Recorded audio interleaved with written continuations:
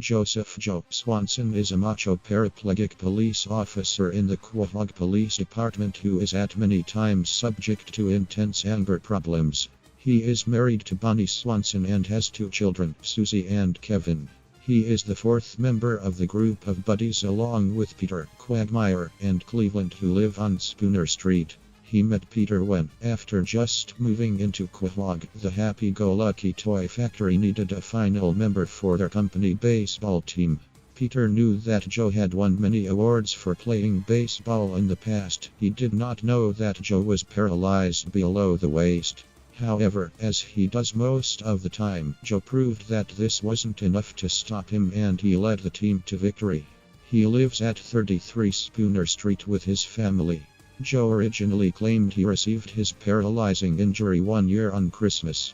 He was investigating a robbery at an orphanage in A Hero Sits Next Door, and during a face-off with the Grinch, he slid off the roof tripping on a roller skate, injuring his spine and leaving him paralyzed from the waist down.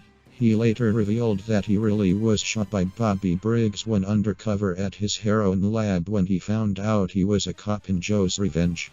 He would admit in the same episode that his previous story was a lie. He regained movement of his legs for a brief time in And the Winner Is, but his son, Kevin, accidentally ran into him, paralyzing him. In Believe It or Not, Joe's walking on air, he could walk again. However, when Joe becomes a douchebag and he paralyzes himself after Bonnie attempted and failed several times to shoot him in the spine herself.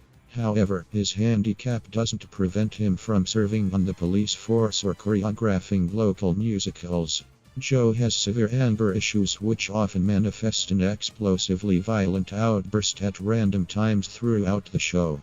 An example of this is beating his son Kevin in a blind rage to the point Kevin had to live with a foster family, and shooting the leftovers of his 16-ounce steak, then turning the gun on his friends after being mocked for not being able to finish it in the Fat Guy Strangler.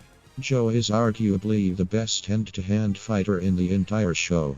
Despite his condition, it has been seen on numerous occasions that he is able to completely overwhelm other characters who are accomplished fighters in their own right, such as Lois and Peter, known for long violent battles with Ernie the Giant Chicken.